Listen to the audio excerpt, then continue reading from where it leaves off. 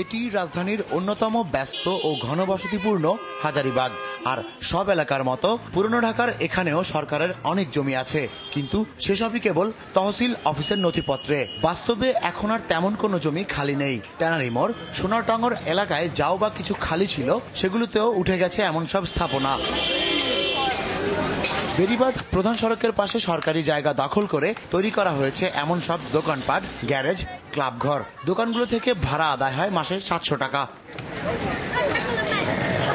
আবার সরকারি জায়গাকে নিজের জায়গা বানিয়ে এমনিভাবে ছোট ছোট ঘর উঠিয়ে ভাড়া দেয়া হচ্ছে। প্রতি ঘরের ভাড়া মাসিক 3000 টাকা। 1500-2000 টাকা ভাড়া, সেই রুম 2500-3000 টাকা। ঠিকমতো পানি থাকে না, ঠিকমতো গ্যাস থাকে না। সরকারি দলের লোকে মনে করে সব ভাড়া বুড়ো নিচ্ছে আর কি। একই এলাকার টালি অফিস রোডে গেলে পাওয়া যাবে ভিন্ন চিত্র। মানুষ চলাচলের মূল সড়কের উপর এমনভাবে বাজার বসানোয় রাজনৈতিক বলয়ে থাকা কিছু লোকের এতে লাভ হলেও অসুবিধায় আছেন লাখো মানুষ।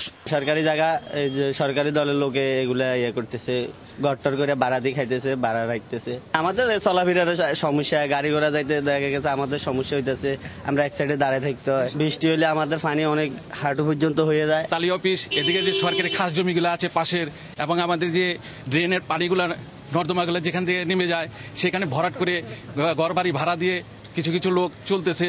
এর জন্য আমাদের ওই জায়গা ছোট হয়ে গেছে, ট্রেনের ময়লাগুলো যেতে পারতেছে না, রাস্তাঘাট পূর্ণ হয়ে গেছে, আমরা জনগণ হাঁটতে পারতেছি না। জায়গাগুলোকে মুক্ত করে রাস্তা প্রশস্ত করতে প্রশাসনের সঙ্গে বারবার দেন দরবারের পরও কাজ হচ্ছে না। যুবলীগের ওই যে মাসুদ, এরা ওই যে বাজার অবস্থান করে করতেছে।